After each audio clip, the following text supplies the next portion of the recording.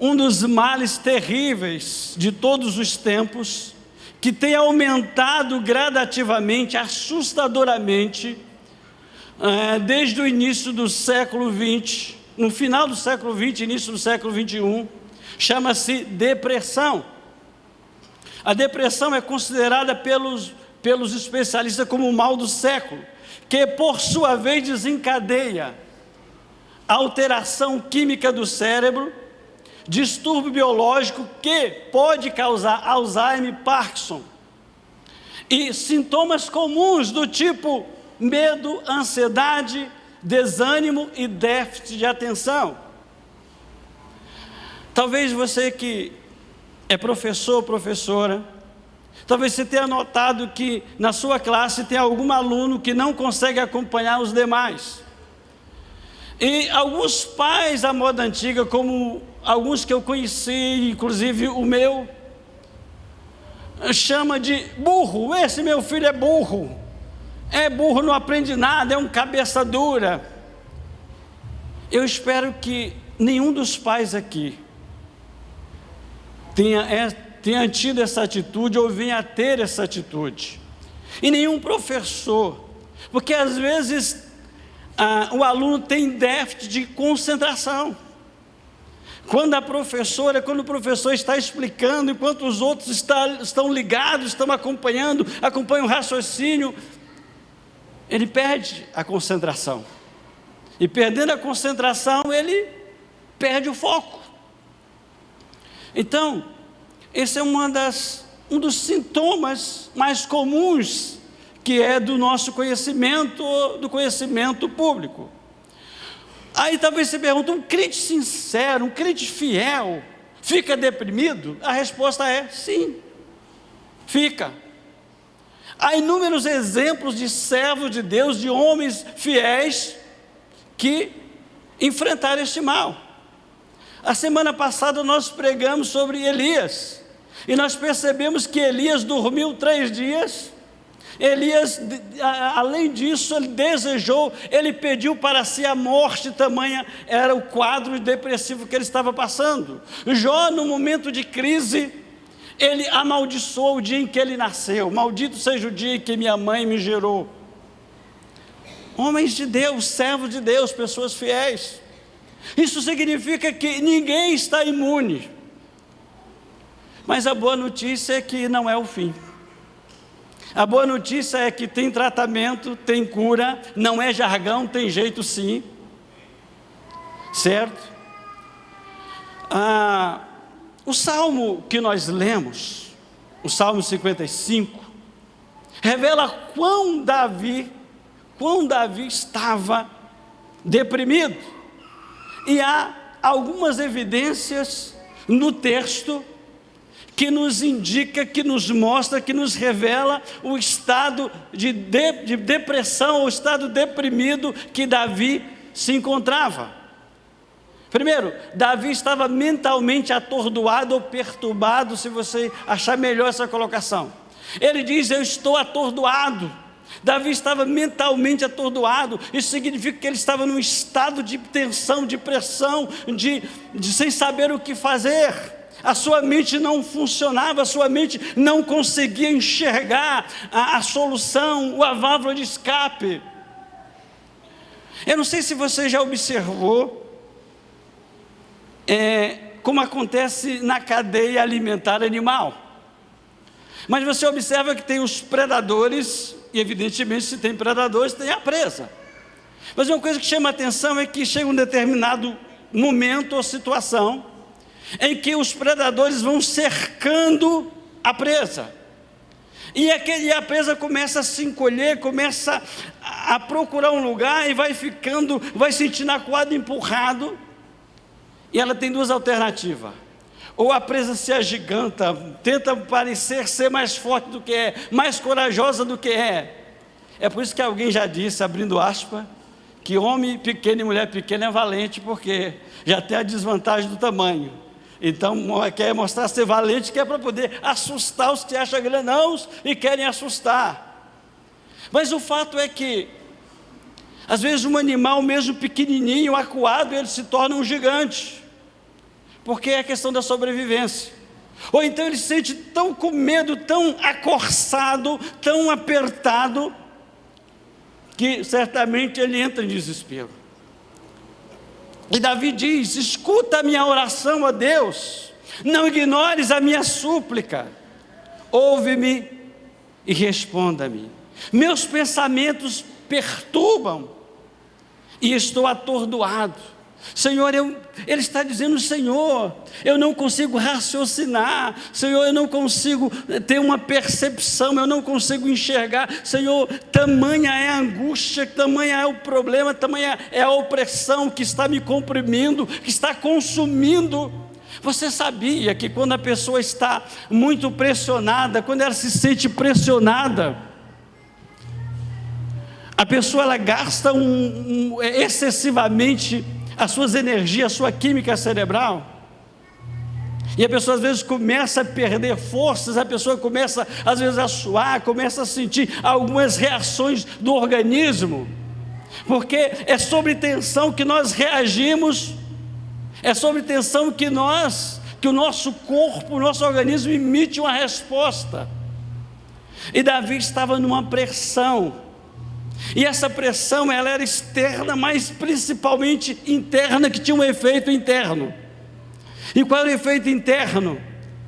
A sua mente não conseguia pensar direito, traçar um plano de solução, de saída.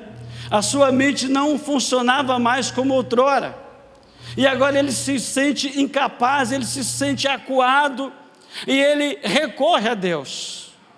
E ele é muito sincero, diz: Senhor, eu estou perturbado, Senhor, eu não consigo me concentrar, Senhor, eu não consigo ver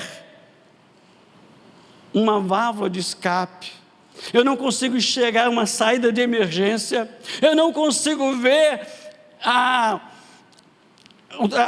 ajuda vindo, eu não consigo ver o socorro vindo, eu não consigo enxergar isso. A minha mente não está funcionando. Davi não conseguia coordenar seus pensamentos. Ele estava tão atordoado, tão atormentado, como quem, semelhantemente, eu não sei se vocês assistiram, claro que isso em vídeo do YouTube, e ainda as imagens bem deficitárias. Ainda existe um vídeo daquilo que chama de a luta do século, que foi a luta entre Cassius Clay e George Foreman. Para quem não sabe, Cassius Clay é o Muhammad Ali, que o nome dele era Cassius Clay. Depois que ele assumiu a fé islâmica, ele passou a chamar Muhammad Ali. Então essa luta foi nos ares. Isso eu não vou explicar todo o contexto, não vamos perder tempo. Por que foi nos ares? Porque dois lutadores de boxe norte-americanos marcam a luta justamente nos ares. Entenda, Ares um país, não foi nos ares lá no ar, pelo amor de Deus. Depois você pode perceber, pode entender errado e achar que eles arrumaram aí uma asa, alguma coisa, e ficaram lá no ar brigando. Nos ares. Por que é chamada a luta do século? O que eu estou trazendo aqui é semelhante. Porque você vai ver um homem apanhando, sendo levado para as cordas, um lutador de boxe, tomando tanta pancada, que eu não sei como ele suportou 10 rounds. Eu não suportaria um. Porque a tática de Cassius Clay era deixar que George Foreman se cansasse. Ele sabia que George Foreman era mais habilidoso do que ele. Então ele disse: eu vou proteger o meu queixo, vou proteger aqui minha zona e deixar ele bater aqui na região do rins. Aí talvez você pense: por que geralmente o policial, quando pega bandido de meia tigela, bate no rim? Porque vai perdendo a resistência, vai minando a resistência, vai desencadeando uma série de coisas. Por que lutador de boxe, a maioria tem mal de Parkinson, pancada nos rins, e principalmente quando é no cérebro? Então, no último round, já cambaleando lá, se aguentando, se sustentando nas cordas, Cassius Clay consegue dar um nocaute em George Foreman. Mas que eu digo isso? Então, mas Davi se sentia como um Cassius Clay, sabe, como se ele tivesse sido levado para as cordas e sendo golpeado pela situação, pela pressão, pelo medo, pela angústia da sua alma. Então ele se sentia nesse estado. E às vezes pessoas se sentem assim. E elas não se sentem assim porque fisicamente as coisas estão se dando dessa forma. É porque nós somos o que pensamos, ou parte do que pensamos. Salvo engano, Provérbios que 23 diz, ou é 21:7, tal como o homem pensa em sua alma, assim ele é. Então, tal como nós nos sentimos na alma, nós reagimos no corpo, o corpo reage. E Davi estava mentalmente perturbado. E eu quero dizer que Davi não estava louco, que talvez a ideia que as pessoas têm de perturbado é um doido varrido, é uma pessoa que está num quadro neurológico assim, digamos de um quadro de neurose extrema, que já perdeu a razão. Não é. Nem sempre estar perturbado significa que a pessoa perdeu o juízo ou perdeu a razão. Assim estava Davi. Queridos, segundo estágio, segunda evidência, Davi estava em pânico. Queridos, aqui é um estágio perigoso, é um estágio enganador. Se tem uma situação muito enganadora, é a situação de pânico, porque quando a pessoa tem a crise de pânico, a impressão que quem está de fora, se não detectar a impressão que a pessoa está tendo um infarto, ou ela está tendo uma crise respiratória. Um estado de pânico é um estado que gera algumas reações orgânicas, por exemplo, palpitação. E Davi vai dizer: meu coração está acelerado. O coração dele começou a bater num ritmo fora do comum, numa frequência cardíaca muito acima do normal. E aí, se olhasse de fora, diria: Davi está tendo um infarto. Não estava tendo um infarto. Parecia ser, mas não era pânico, palpitação, o coração batia acelerado, bem ritmado. Davi estava com taquicardia. Ele disse: os pavores da morte me assaltam. Queridos, e Davi também estava com descontrole. Ele estava emocionalmente descontrolado. Ele perdeu o controle da situação e o controle às vezes de si mesmo. Sabe, às vezes nós perdemos o controle da situação, mas se nós temos o controle das nossas emoções, nós conseguimos recuperar o controle da situação. O que nós não podemos perder é o controle de nós mesmos. O que nós não devemos permitir que aconteça é que as nossas emoções começam a se descontrolar e nos levar a atos que estão fora do nosso domínio. Temor e tremor me dominam, o medo tomou conta de mim. Queridos, nós percebemos aqui que Davi estava sentindo no físico o resultado do que estava acontecendo na sua mente, na sua alma. Olha, alguns anos atrás, um adolescente, porque eu conheço muito a mãe, muito achegado, teve uma crise de pânico e a mãe levou para o pronto-socorro. E eu fui informado sobre esse assunto. Aí eu liguei para a mãe e digo: pode ficar tranquila, porque ele não está com infarto. Pelo que eu sei do quadro psíquico dele, ele está com crise de pânico.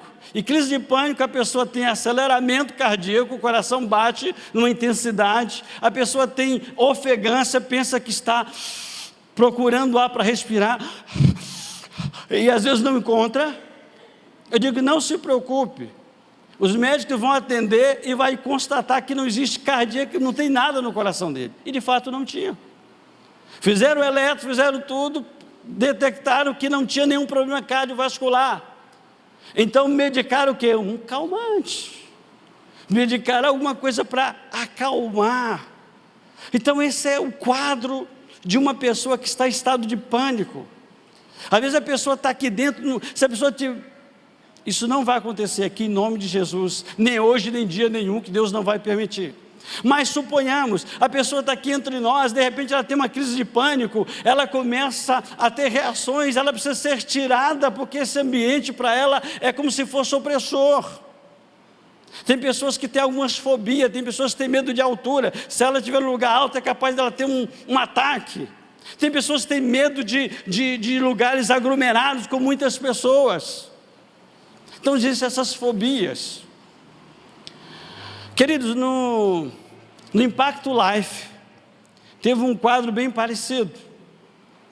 Teve uma menina que teve uma crise séria lá durante o culto, domingo de manhã, salvo engano. E levaram a menina para o quarto, para o local, para a torre de oração. E coincidentemente, o pastor Devani estava ocupado, o pastor Cristiano não estava, aí me chamaram. E eu, ao adentrar na torre, a acompanhar a jovem enquanto os parentes iam levando, e liguei para o resgate, é claro. Enquanto isso, o pessoal da torre oraram, eu orei. Mas o que eu senti é que aquela menina estava com um problema de crise de pânico. Por que isso? Porque o sintoma, e depois que ela foi tirada, depois que oraram por ela, depois que ela foi se acalmando, e quando levaram, quando o resgate chegou, ela já estava mais calma, já aqueles batimentos cardíacos, aquela frequência cardíaca já tinha quase normalizado. E fiquei sabendo depois, de uma parente da menina, que ela foi medicada lá, foi atendida e que não havia nenhum problema cardiovascular. O que é isso? Uma crise. E o problema é que a pessoa que está em crise, às vezes ela não sabe lidar com a crise, se ela não está acostumada. E aí ela tem pensamentos variados, ela tem a sensação que ela vai dar um piripaque, que ela vai morrer a qualquer momento, ela tem a sensação que ela vai perder o equilíbrio, vai perder a razão a qualquer momento, mas é tudo uma coisa aparentemente. Terceiro, Davi, a alma de Davi, ele estava tão angustiado, que ele queria fugir dos problemas. Às vezes nós precisamos aprender com Davi. No caso aqui, ele queria fugir, ele entendia que ele precisava sair do foco, precisava sair do meio que era opressor, do meio que exercia uma pressão muito grande, do meio que provocava, da situação que o levava a esse sentimento, a esse estado. Então ele desejou fugir, eu quero ir para bem longe, eu quero sair daqui, eu quero sumir, eu quero estar longe do foco do problema, eu quero estar longe do furacão, eu não quero estar no olho do furacão. Então Davi deseja, ele quer fugir, ele quer sumir. Então eu disse, quem me dera eu tivesse asas como a pomba, quem dera eu tivesse o dom, quem dera eu tivesse asas para voar, eu iria para longe, eu voaria, que ele fala como a pomba, mas talvez nesse estado seria melhor que fosse a águia, porque a águia voa, é o pássaro que voa bonito, é o pássaro que voa por baixo e por cima. A águia, quando vem a tempestade, ela rasga a tempestade e voa por sobre a tempestade. Às vezes, querido, a nossa alma está sobre fortes vendavais provocados por situações do cotidiano, ou do ambiente opressor, ou de situações que foram acumulando no decorrer do tempo, problemas não resolvidos, situação deixada, empurrada para o lado, e aí chega um momento que essas coisas se juntam e nos apresentam a conta, e aí a gente quer fugir disso, a gente precisa tentar fugir, sair disso, resolver isso, e essas coisas contribuem para que nós nos sintamos angustiados. Às vezes a pessoa está angustiada e ela nem sabe ainda qual a causa da angústia. Pois hoje eu acordei angustiado, eu não estou muito bem, eu não sei o que está acontecendo comigo. E uma das características bem notável é quando a pessoa ela fica mal-humorada, é quando ela fica às vezes agressiva. E ela às vezes não está agressiva porque ela é mal educada. É porque ela está sob tensão, ela está sob pressão, emocional e ela não sabe lidar com isso, ela não consegue resolver isso.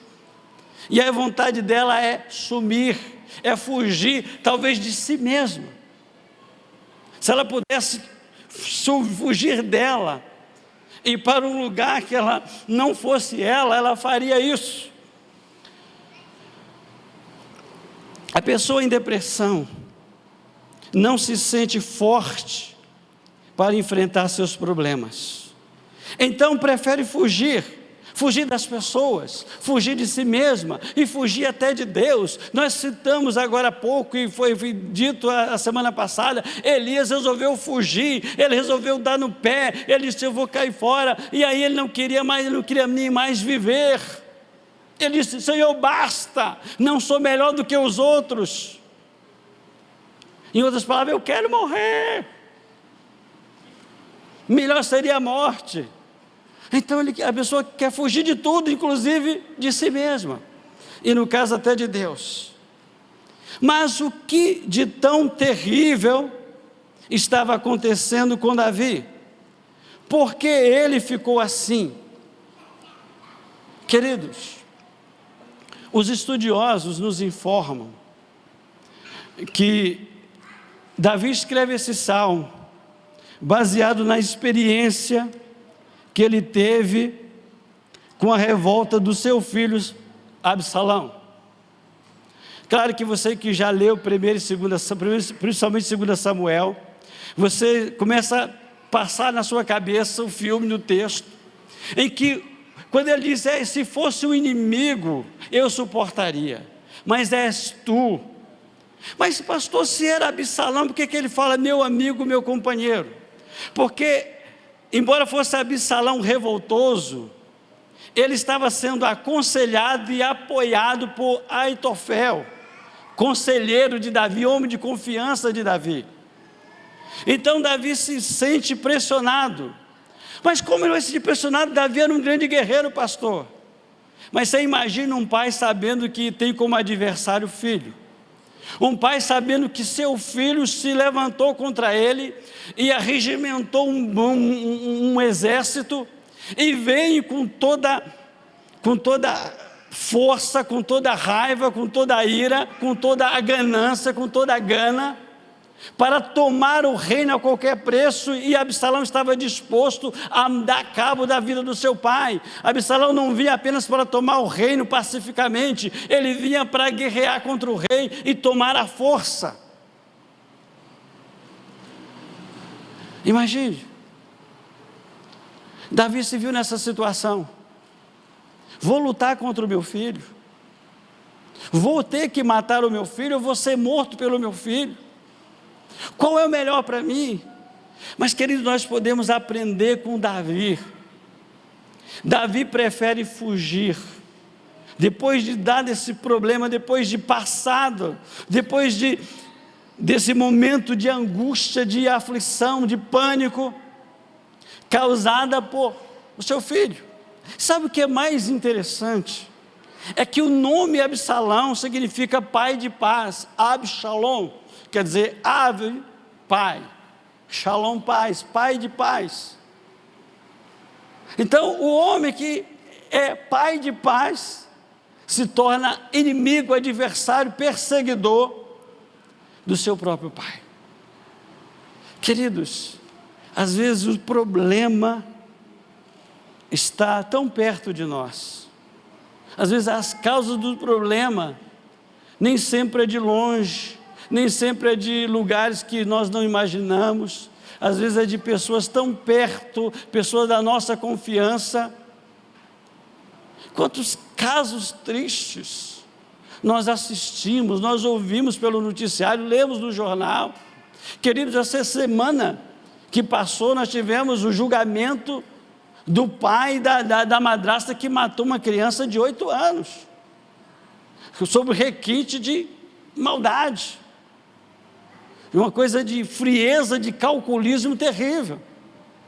Então nós vivemos num momento, uma sociedade que está vivendo os seus momentos de turbulência, de grande agitação. Por quê? Porque João já nos diz: o mundo jaz do maligno. Mas se o mundo jaz do maligno, Deus é o Senhor de tudo e de todos. Ele pode ter domínio territorial, ele pode exercer influência, ele pode oprimir alguns, até mesmo destruir alguns, mas existe o sal da terra, existe a luz do mundo. A igreja de Jesus está aqui neste mundo. A igreja de Jesus é a arma, a igreja de Jesus é a militância celestial na terra, para enfrentar, para fazer diferença. Nós vamos ver isso. Em guerra contra o próprio filho, já disse. Consciente de que Absalão não ia desistir do seu intento, não querendo confronto, Davi resolve fugir de Jerusalém, fugir para bem longe. Que eles às vezes fugir uma estratégia sábia. Nem sempre fugir significa medo. Às vezes foge porque está com medo, porque o medo faz parte da vida humana. Mas a fuga de fugir de Davi evitou muitas mortes, mas não evitou a morte do seu filho, como nós sabemos. Então ele sentiu a gravidade da situação. Queridos, e qual é nossa postura, qual é a nossa atitude? Quando nós sentimos a gravidade da situação, as dificuldades, quando nós lidamos com situações que nos pressiona, situação que se levanta, situação que surge, que parece ser, que às vezes são maiores, que se agigantam, que nos faz sentir pequenos, limitados. Pastor, eu fujo. Às vezes nós temos que fugir, mas às vezes não há como fugir. E o que fazer então? Clame, confie no Senhor.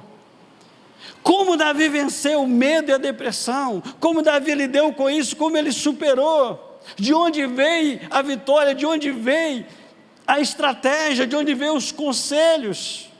Será que vieram dos homens próximos dele, o seu comandante, Joabe, Absai? Será que foram esses? Que eles têm momentos que o único conselho que serve, a única sugestão que resolve, é a do Senhor. É a do Senhor.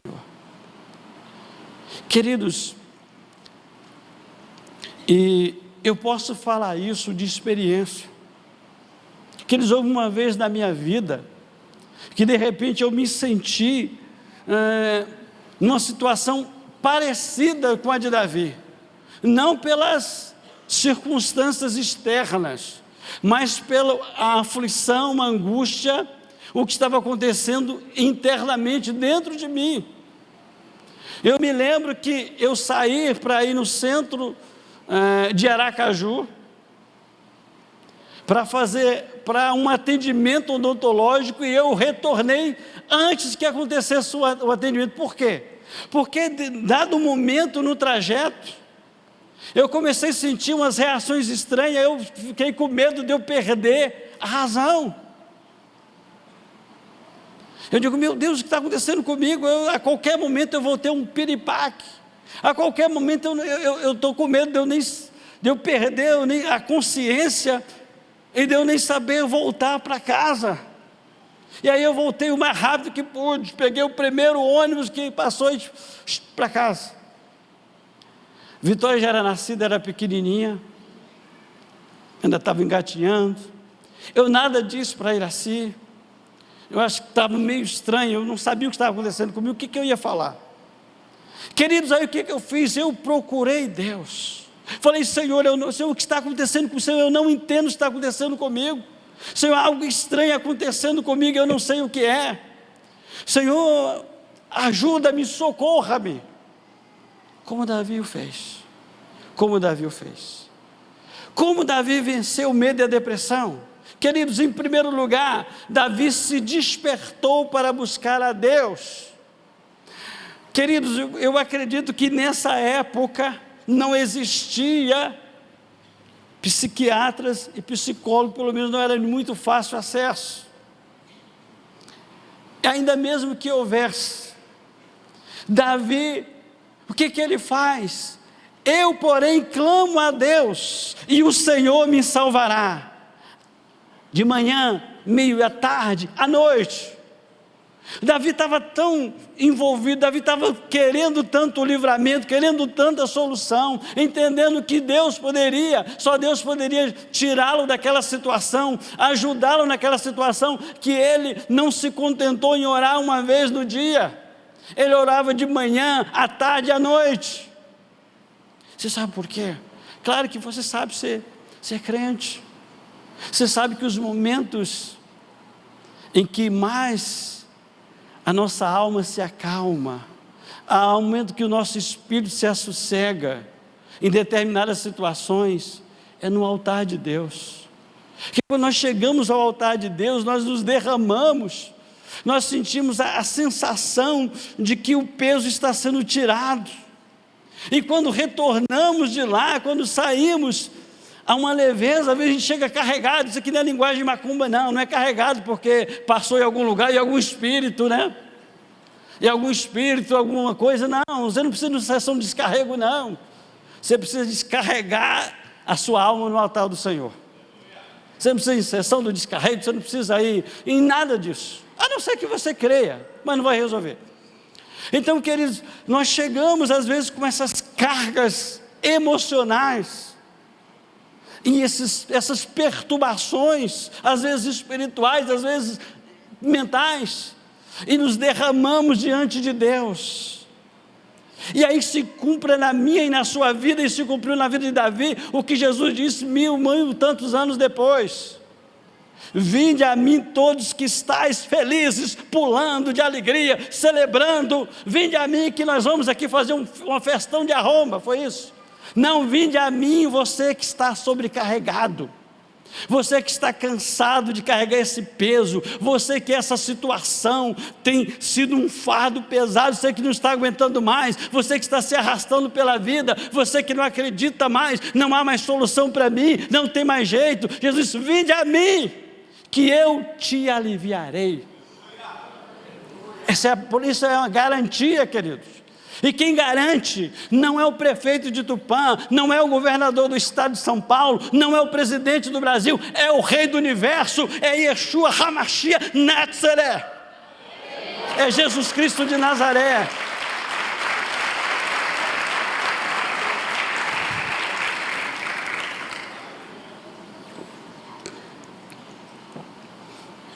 E foi assim que Davi percebeu que devia orar mais e clamar com mais forças a Deus. Passou a orar sobre o assunto 3 vezes ao dia. Queridos, há um momento crucial na vida de um homem chamado Jesus. Eu não sei, eu creio que você já leu diversas vezes, mas eu não sei se você já percebeu a tensão que há em Mateus 26, que Jesus vai para o Getsemane, e ele diz aos apóstolos: a minha alma está triste até a morte. E há um texto que diz: a minha alma está profundamente triste até a morte. Queridos, há uma descrição, Jesus começa a pressentir o que estava por vir, e naquele momento ele reage como homem, porque ele estava como homem na terra, e naquele momento, pela primeira vez na sua vida, Jesus dá sinais de que, antevendo o sofrimento, o peso e as dores da cruz, e ali Jesus reage, ali Jesus deixa evidente as suas emoções.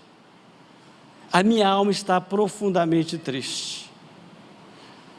Queridos, há momentos na vida, uns mais, outros menos, outros são afortunados que nunca passaram por isso, bem. Eu espero em Deus que você nunca passe por situações como essa descrita aqui, mas se porventura vier a passar, lembre-se, você não é o único.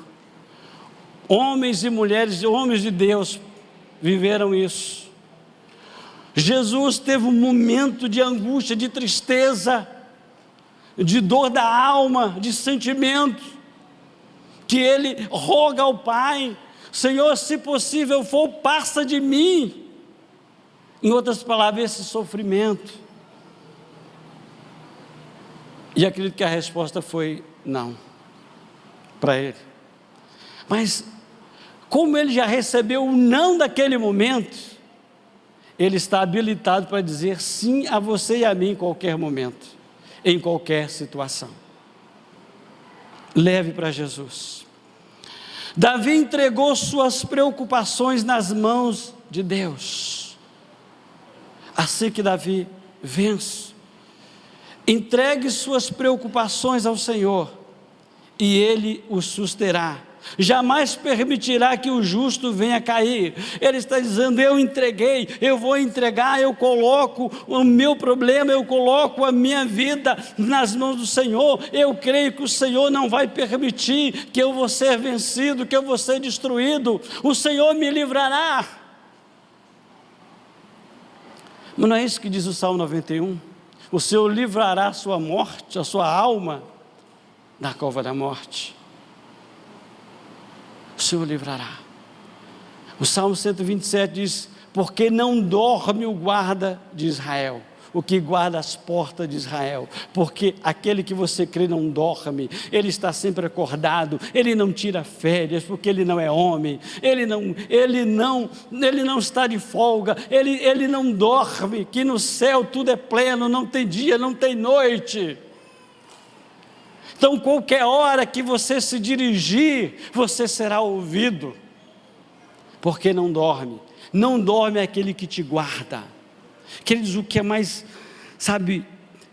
emocionante e motivador, queridos, é saber que enquanto você e eu dormimos, Deus nos guarda, Deus nos protege. Saiba que enquanto nós estamos dormindo, muitas coisas acontecem. Se o Satanás pudesse, ele esmigalharia a gente, ele nos esmigalhar, mas ele não pode, porque a Bíblia diz: aqueles que são do Senhor, o diabo não toca. Isso é palavra de Deus, não é palavra de Haroldo, não é palavra de Dalai Lama, não é palavra de Buda, não é palavra de Hare Krishna, não é palavra de Alatoia Khomeini, é palavra de Deus. E o apóstolo Pedro nos diz: lançando sobre ele toda a vossa ansiedade, porque ele cuida de nós. Ele está dizendo: lance. Sabe o que é lançar? Lançar, claro, pastor, eu sei disso, eu já joguei beisebol, então eu sou um lançador no beisebol, joga aí, pá, eu já joguei isso. Lança. Ele está dizendo: não fique, não retém, não carregue, lance, coloque na mão dele, coloque sobre ele, porque ele tem cuidado, ele tem prazer de cuidar. A principal mensagem, queridos, do Salmo 55, e nós estamos caminhando para o final, está registrada no penúltimo versículo: lança o teu cuidado sobre o Senhor, e Ele te susterá, e não permitirá que um justo seja abalado. Isto quer dizer que em situações difíceis, não há outro caminho senão orar, mais cedo, mais tarde, à noite, a qualquer hora, a qualquer momento, e depender de Deus. Talvez você se pergunta: pastor, é só isso que eu tenho que fazer? Esse é o primeiro passo.